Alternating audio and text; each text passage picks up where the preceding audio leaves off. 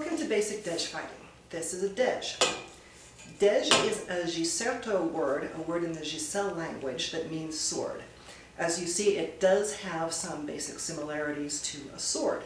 When it is on, your hands must be in the hand grip or below the hand grip at all times. This is a safety feature. When the Dej is on, this is a deadly weapon, and if you try to move from quarterstaff mode to sword mode and you don't have your hand completely off of the blade of the Dej, you will lose your fingers. Now, the designers of the Dej have a safety feature to help prevent that.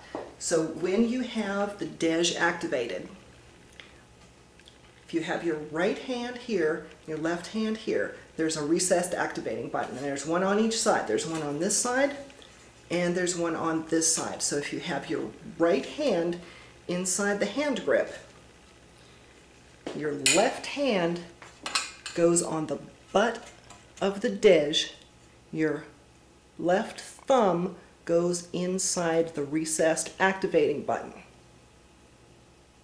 This is a safety feature to prevent you from having a hand up on here when you turn the Dej on. Now, this is a practice Dej. As you can see, it doesn't have anything on the inside. A real Dej has technology on the inside that's the same technology that is in a ship's shields. Now, a ship going near sea runs into even the tiniest little space rock out there. It'll put a hole in the ship if it didn't have navigational shields. We have shrunk that technology down to fit in this pole, and it turns this part of the Dej above the hand grip into something that will go through anything except a ship's shields or another Dej. So when this is on, you don't actually have to have a lot of strength to use it, but there is a problem with battery life. So we generally actually use the Dej as a quarterstaff. There are two ways to use the Dej: sword mode, hands or one hand in hand grip, and quarterstaff mode. When you're using the Dej as a sword, you can put your hands in here, and I happen to be ambidextrous, so I can do it either way. But if you're right-handed, you're going to want to put your right hand up here and your left hand below that, because you're more accurate with your right hand if you're right-handed. So you'll put the right hand here and use the left hand to provide extra strength by pivoting the sword around the pivot point of your right hand. Now, the Dej is longer than a standard sword. It's not as long as a quarterstaff. It's actually more like the height of a walking stick. So you can see that's on the floor there, and that's about how tall that is.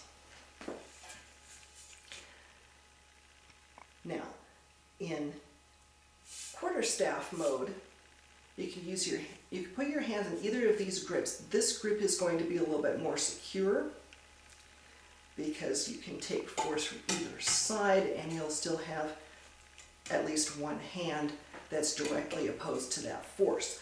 Now, basic Dej blocks up, down, side, side. Don't fight someone behind you. That's not going to work very well. If someone is both in front and behind you, step off to the side so that you can see both of your opponents basically in the front. Basic Dej strikes.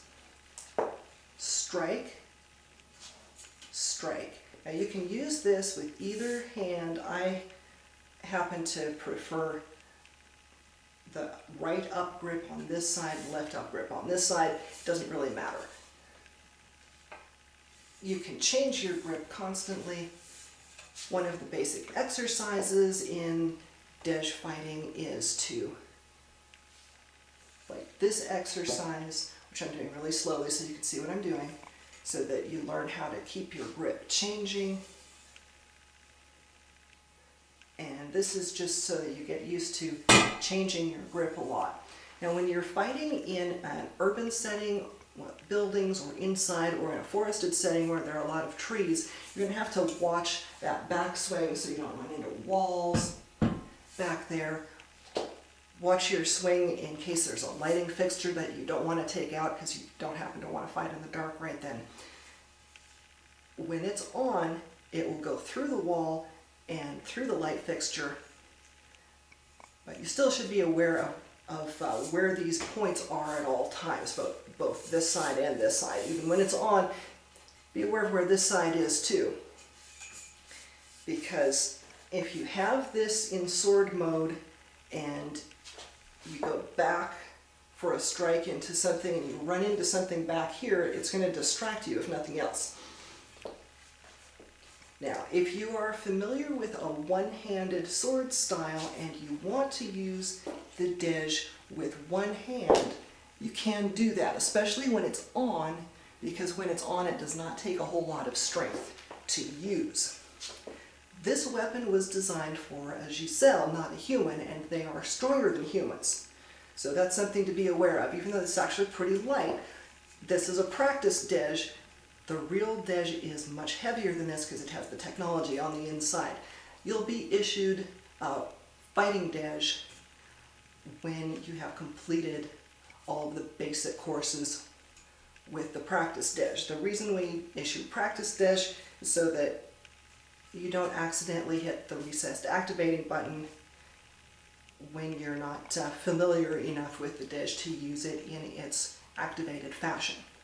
Now, when you're fighting with the Dej, most opponents will expect you to use the Dej exclusively. They're not going to be expecting you to let go of it and punch someone. They're not going to expect you to keep hold of it, fight up here, and also kick someone.